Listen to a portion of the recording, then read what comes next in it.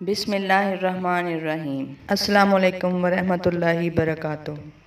پیاری بہنوں اور بھائیوں، آپ کو وظائف کی دنیا میں خوش آمدید۔ آپ دیکھ رہے ہیں اپنا یوٹیوب چینل روحانی قرآنی وظائف ٹی وی، جس میں ملیں گے آپ کو ایسے وظائف جس سے آپ کی زندگی بدل سکتی ہے۔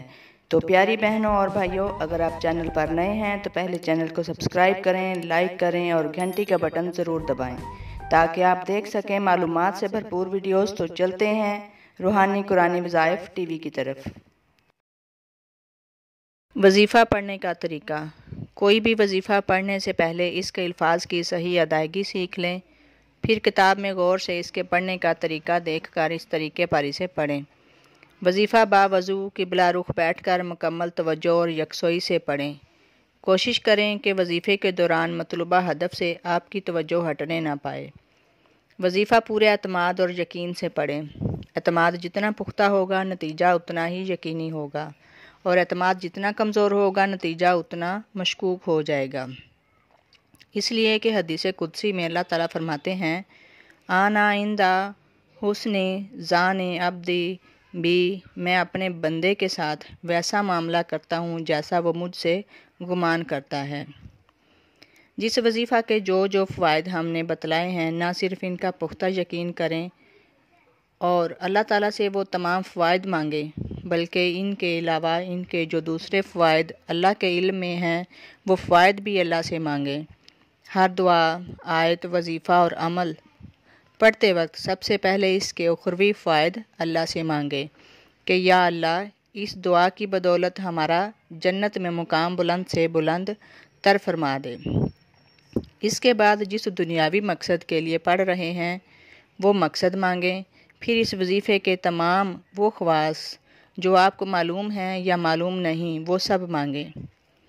کوئی بھی وظیفہ پڑھنے سے پہلے 2 کام کر لیں تو اس کی تاثیر 2 آتشہ ہو جاتی ہے۔ قضائے حاجات کے 2 نفل ادا کریں اور اپنی توفیق کے مطابق کسی غریب کو تھوڑا بہت صدقہ دے دیا کریں۔ صدقہ میں سب سے بہتر یہ ہے کہ نقد روپے دیں تاکہ وہ اسے اپنی ضرورت کے مطابق استعمال کر سکیں۔ اگر کوئی اور چیز صدقہ میں دینی ہو تو اعلیٰ قسم کی چیز صدقہ میں دیں۔ گھٹیا چیز کا صدقہ دینا اچھا نہیں ہے۔ فرائض اور سنتوں کی پابندی۔ عملیات اور وظائف میں مشغول ہونے سے پہلے اپنا جائزہ لے لیں کہ آپ نے اللہ تعالیٰ کے مقرر فرمودہ فرائض اور حضرت محمد صلی اللہ علیہ وسلم کی سنتوں کو اپنی زندگی کا حصہ بنا لیا ہے یا نہیں۔ اللہ اور ان کے رسول صلی اللہ علیہ وسلم نے جو کام حرام قرار دیے ہیں، ان سے اپنے آپ کو دور کر لیا ہے یا نہیں۔ آپ کی زبان سچائی سے کتنی اور جھوٹ سے کتنی آشنا ہے۔ آپ کی آمدن کے تمام ذرائع حلال کے ہیں یا کوئی ایک آدھ حصہ حرام کا بھی اس میں شامل ہے۔ آپ اللہ تعالیٰ، ان کے رسول صلی اللہ علیہ وسلم، اپنے رشتہ داروں، پڑوسیوں اور دیگر تعلق رکھنے والے لوگوں کے تمام حقوق ادا کرتے ہیں یا دوسروں کے حقوق غصب کر کے لطف اندوز ہوتے ہیں۔ اللہ تعالیٰ سے مانگتے وقت کسی اور سے بھی کوئی امید وابستہ رکھتے ہیں یا صرف اللہ سے۔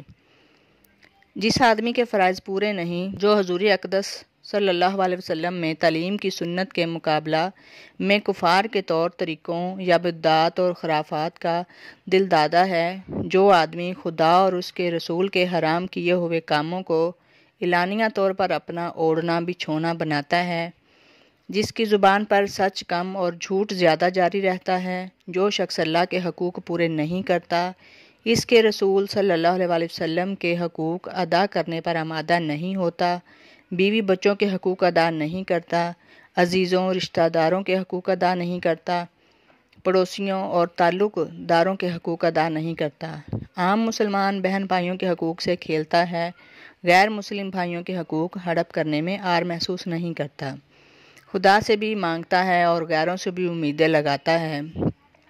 اگر اسے ان دعاؤں، تلاوتوں، عملیات اور وظائف سے فائدہ نہ پہنچے تو پہلے وہ اپنے اعمال کی اصلاح کرے، پھر ان وظائف کی طرف توجہ کرے۔ ان اعمال کے ساتھ اگر وظائف کی تاثیر ظاہر نہیں ہوتی تو قصور